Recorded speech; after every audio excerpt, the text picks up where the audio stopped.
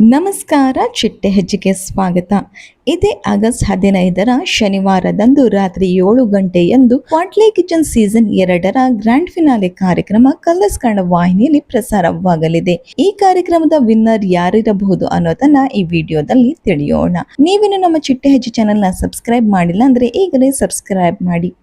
ಒಟ್ಟು 10 ಕ್ವಾಟ್ಲೆ ಹಾಗೂ 10 ಕುಕ್ಗಳಿಂದ ಜೂನ್ ಮೊದಲ ವಾರ ಪ್ರಾರಂಭವಾದ ಈ ಕಾರ್ಯಕ್ರಮ ಈಗ ಮುಕ್ತಾಯ ಹಂತಕ್ಕೆ ಬಂದಿದೆ.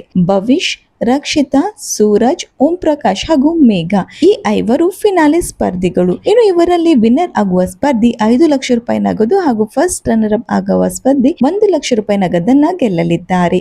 ಇದರ ಜೊತೆ ಕ್ವಾಟ್ಲೆ ಆಫ್ ದ ಸೀಸನ್ ಆಗುವ ವ್ಯಕ್ತಿ 5 ಲಕ್ಷ ರೂಪಾಯಿ ನಗದನ್ನ ಗೆಲ್ಲಲಿದ್ದಾರೆ. ಇನ್ನು 10 ವಾರದ ಪ್ರಯಾಣದಲ್ಲಿ ಅತಿ ಹೆಚ್ಚು ಬಾರಿ ಕುಕ್ ಆಫ್ ದ ವೀಕ್ ಆಗಿದ್ದು ಸೂರಜ್. ಸೂರಜ್ ರವರು ವಿನ್ನರ್ ಆಗುವ ಸಾಧ್ಯತೆ ಜಾಸ್ತಿನೇ ಇದೆ ಅನ್ನೋದು ನಮ್ಮ ಅನಿಸಿಕೆ.